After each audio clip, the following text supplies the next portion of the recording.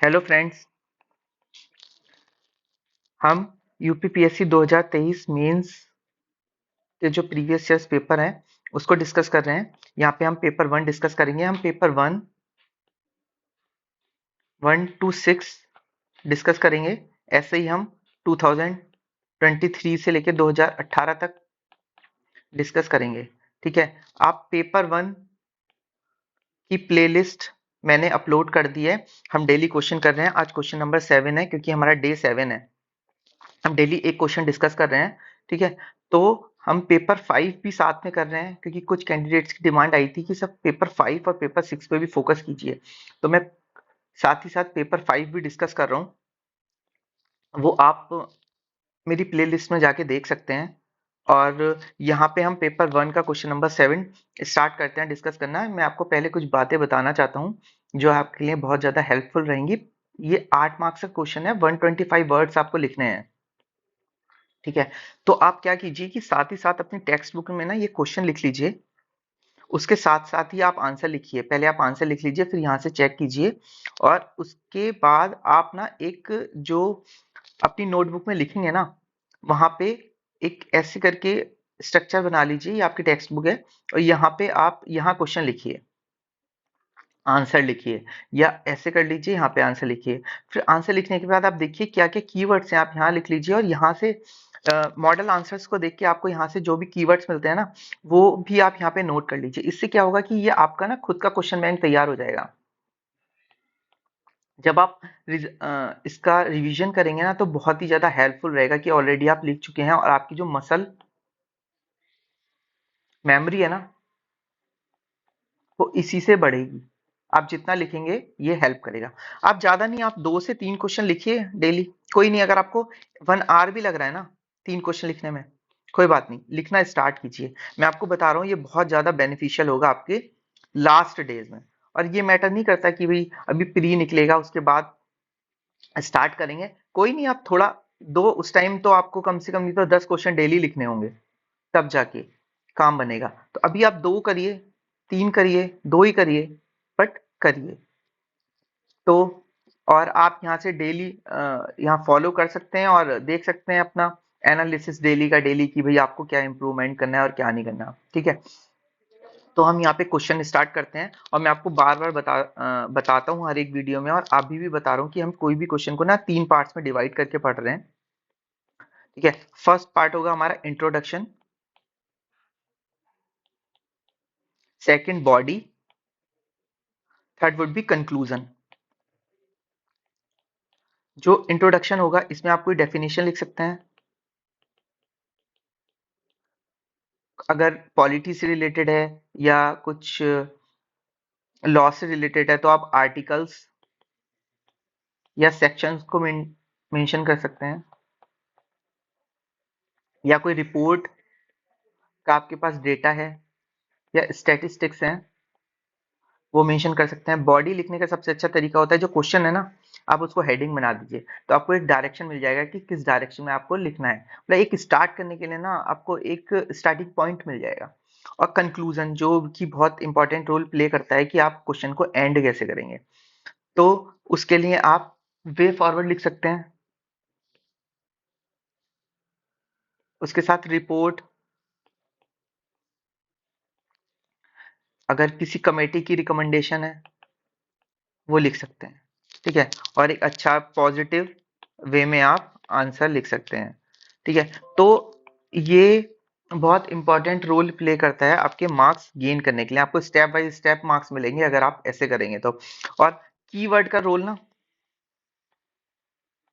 हर time बहुत ज्यादा रहता है कीवर्ड्स में। कीवर्ड से क्या होगा कि आपको ना एक्स्ट्रा 1 से 2 पॉइंट एक्स्ट्रा गेन हो जाएंगे अगर आप ऐसे करेंगे तो। चलिए हम क्वेश्चन स्टार्ट करते हैं कि ocean are the storehouse of resources. तो आप यहाँ कीवर्ड्स लिख सकते हैं। स्टोर हाउस की बात हुई है यहाँ पे, ऑफ रिसोर्सेज। ठीक है। तो हम क्वेश्चन स्टार्ट कर रहे हैं। ये हमारा इंट्रोडक्शन होगा।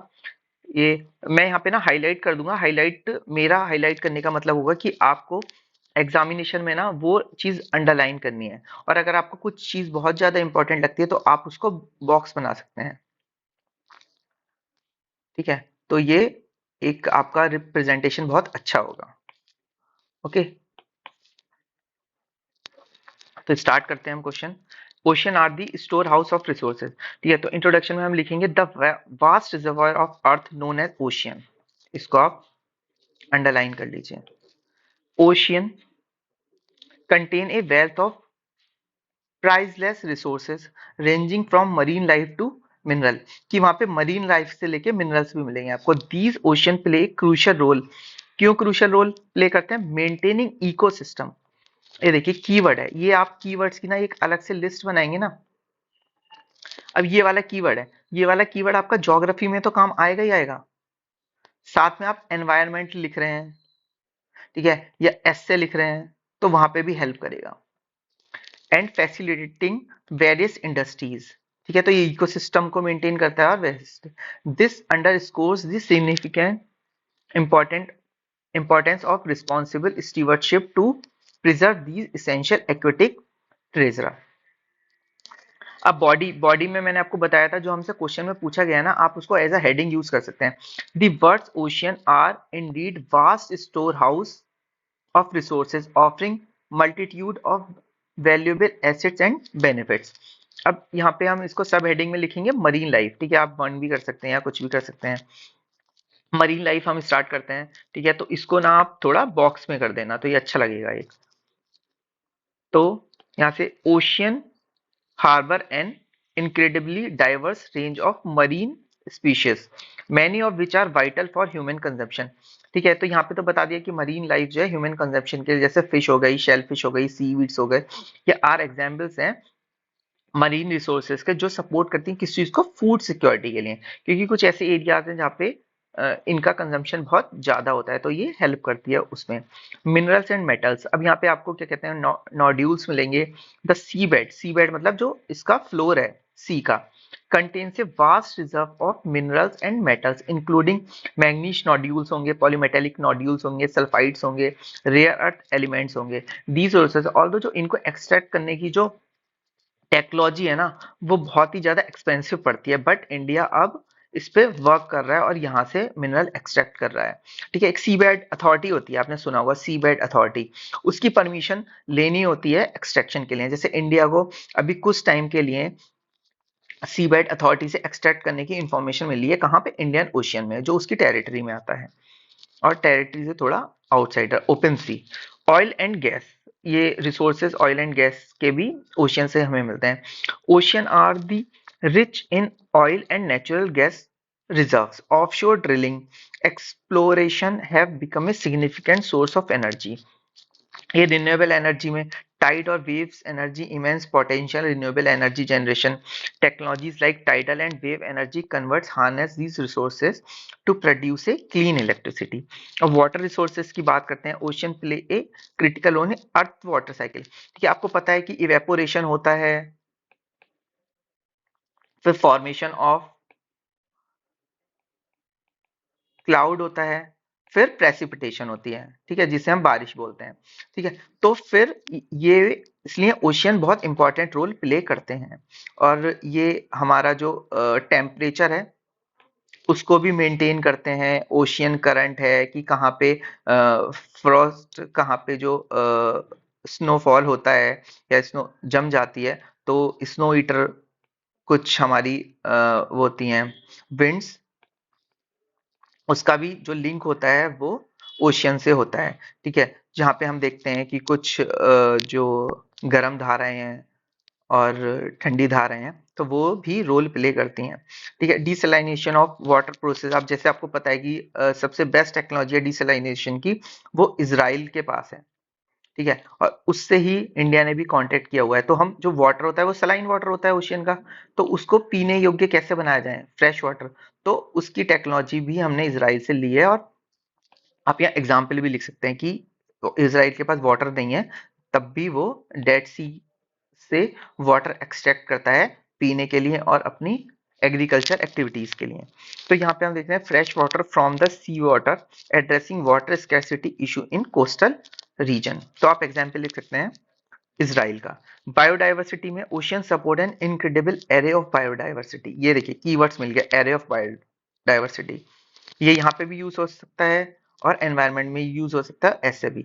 Contributing to a scientific knowledge and potential biotechnological discoveries. ठीक है, तो ये बॉडी हो गया। अब हम कंक्लूजन देखते हैं। Nevertheless it is a crucial to sustainable manage. हमने बता दिया कि भाई ये बेनिफिट्स हैं ओशियन के, बट अगर हम इसको सस्टेनेबल मैनेज नहीं करेंगे ना, conserve ocean resources, over fishing करेंगे, pollution, habitat destruction and climate change present serious threat, ये सीरियस थ्रेट हो जाएगा। क्योंकि क्लाइमेट चेंज की वजह से क्या हो रहा है, जो हमारी आइस है ना वो मेल्ट हो रही है। अब वो आइस मेल्ट हो रही है तो उसकी वजह से जो ओशियन है ना, ठीक है, तो उसका टेम्परेचर में डिफरेंस होगा। ठीक है, और जहां वाटर ज्यादा आ जाएगा तो वहां पे जो भी टापू होंगे, आइलैंड होंगे, ठीक है, वो डूब जाएंगे। तो ये ऐसा प्रोजेक्शन है कि आगे के 10 to 20 ईयर्स में बहुत ज्यादा डिस्ट्रक्शन होने वाला है और कुछ कंट्रीज हैं वो परमानेंटली डूब जाएंगी। तो इसके लिए कि हमको ओशियन को जो बैलेंस है, टेम्परेचर बैलेंस, उनको मेंटेन करके रखना पड़ेगा। क्योंकि अगर वहां पे टेम्परेचर ज्यादा होगा तो वहां पे जो वीड्स हैं, ठीक है, कोरल्स हैं, उन सबका लॉस हो जाएगा और ये बहुत ही इंपॉर्टेंट रोल प्ले करते हैं मरीन डाइवर्सिटी के लिए। ठीक है, तो these valuable ecosystem preserving the ocean as a vital resources for future generation require international cooperation. ठीक है, और सस्टेनेबल डेवलपमेंट के लिए आप ये क्वेश्चन लिख सकते हैं, ये कीवर्ड है international cooperation and adoption of responsible practice. की भाई ठीक है, ओशियन बिलोंग्स टू ऑल। ठीक है, किसी पर्टिकुलर कंट्री का हक नहीं है उस पे या कुछ नहीं है, वो सबको बिलोंग करता है। तो इसलिए जो कलेक्टिव एफर्ट्स है ना, वो बहुत जरूरी है इस प्रॉब्लम को रिजॉल्व करने के लिए, वरना हमारा जो प्यारा भारत है वो भी बहुत ज्यादा वल्नरेबल है ओशियंस के रिगार्डिंग। ठीक है, तो यहाँ पे ये मैंने पूरा क्वेश्चन डिस्कस कर दिया अच्छे से। आप ये देखिए और अपना ही एक प्रिपेयर करिए आंसर, और यहाँ से आप थोड़ा देख सकते हैं कि क्या क्या आपको इम्प्रूवमेंट हो सकता है। यहाँ पे मैंने एक फोटो दे दिया है जिससे कि आप, पिक्चर है कि जो आपकी हेल्प करेगा एक एक पिक्चर मेमोरी डेवलप करने में। ठीक है, तो द एयर वी ब्रीथ, यहाँ पे क्या ओशन का रोल है ट्रांसपोर्टेशन में, ठीक है, recreation, economy and climate regulation. ठीक है, तो आप एग्जाम्पल लिख सकते हैं कि इंडिया का जो रोल है वो बहुत ज्यादा बढ़ रहा है। एक कंसेप्ट है ब्लू इकोनॉमी। ठीक है, हमने काफी सारी पार्टनरशिप भी करी है काफी सारे कंट्रीज के साथ। तो आप एज अ एग्जाम्पल लिख सकते हैं, जो आपके मार्क्स ऑब्वियसली दो, 1 से 2 नंबर आप बढ़ेगा। आप 8 में से ना 6 से 6.5 तो बहुत इजीली गेन कर सकते हैं अगर आप ये एक्स्ट्रा एफर्ट्स करते हैं। क्योंकि देखिए 8 में से 5 और 5.5 ना मोस्टली सभी कर लेंगे, बट वहां पे 1 से लेके जो 1.5 नंबर का एक्स्ट्रा एफर्ट्स होगा ना, वो आपका एफर्ट्स होगा जिसमें आप कीवर्ड्स लिखेंगे। ठीक है, प्रॉपर इसका स्ट्रक्चर करेंगे आंसर को।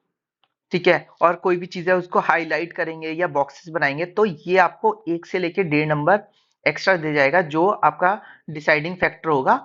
ठीक है, इंटरव्यू कॉल के लिए। ओके, क्योंकि मैं ये सब इसलिए बता पा रहा हूँ क्योंकि ये मैंने फॉलो किया था और मेरे जीएस में मार्क्स बहुत अच्छे आए थे और मेरे को इंटरव्यू कॉल हुई थी।